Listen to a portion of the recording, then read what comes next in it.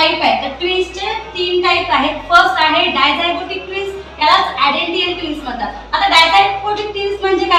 Twins that there is when the two separate eggs. बघा, two separate eggs आहेत. आता दोन वेगवेगळे एग्स आहेत, तर त्याला दोन वेगवेगळ्या काय fertilise by the two different sperm. यांना दोन डिफरंट स्पर्मनी काय केलं असतं? फर्टिलाइज केलं. इथे बघा, हा एक तुम्हाला काय दिसतो? हा ओम आहे, हा एक्स आहे, त्यानंतर हा एक स्पर्म आहे. याला काय केलं? फर्टिलाइज केलं. हा एक झायगोट बनेल, हा एक झायगोट फॉर्मेशन होईल. त्यानंतर इथे बघा, हा एक दुसरा काय आहे? ओसॅकट्स आहे. त्याला बघा या स्पर्मनी फर्टिलाइज केलं, म्हणजे हा एक दुसरा झायगोट बनेल. इथे दोन डिफरंट स्पर्मनी दोन डिफरंट ओमला फर्टिलाइज केलं आणि दोन झायगोट काय झाले? इथे फॉर्म झाले. तर यांचा जो डीएनए असतो, यांचं जेंडर आणि यांचा ब्लड ग्रुप सगळं काय असू शकतं? डिफरंट असतो. जेंडर जे आहे ते सेमही असू शकतं, पण त्यांचा डीएनए आणि ब्लड ग्रुप काय असू शकतो? डिफरंट असू शकतो. इथे बघा दिसतो ना, हा एक आणि हा एक, दोन वेगवेगळे ओम आहेत. त्यांना दोघांना वेगवेगळ्या स्पर्मनी फर्टिलाइज केलेलं आहे. तर इथे बघा दोन वेगवेगळे झायगोट फॉर्मेशन झालेले आहे. आता इथे झायगोट फॉर्मेशन झाल्याच्या नंतर यांच्यामध्ये सेपरेट प्लॅसेंटा असते. प्लॅसेंटा जे आहे तर दोघांना काय मिळते? वेगवेगळी सेपरेट प्लॅसेंटा आहे. त्यानंतर सेकंड आहे बघा मोनोझायगोटिक. आता मोनोझायगोटिक म्हणजे काय?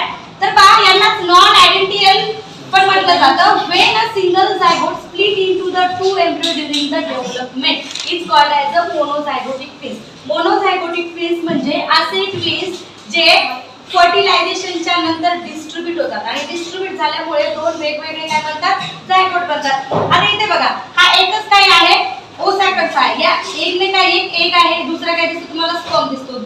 एकच काय झालं? फर्टिलाइज झालं. आफ्टर फर्टिलायझेशनच्या नंतर हा काय झाला? स्प्लिट झाला. स्प्लिट होणे म्हणजे तुटणे. स्प्लिट होतो आणि दोन वेगवेगळे काय बनतात? झायगोट बनतात. यांना काय म्हटलं जातं? मोनोझायगोटिक ट्विन्स. आता याचा जो डीएनए आहे, डीएनए सेम असतो, यांचं जेंडरही सेम असतं.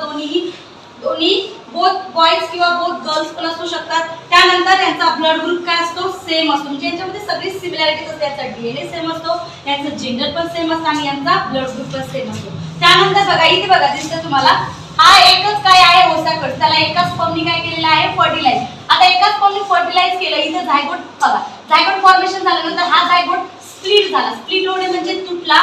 इथे बघा दोन जनरली काय झालेले आहे?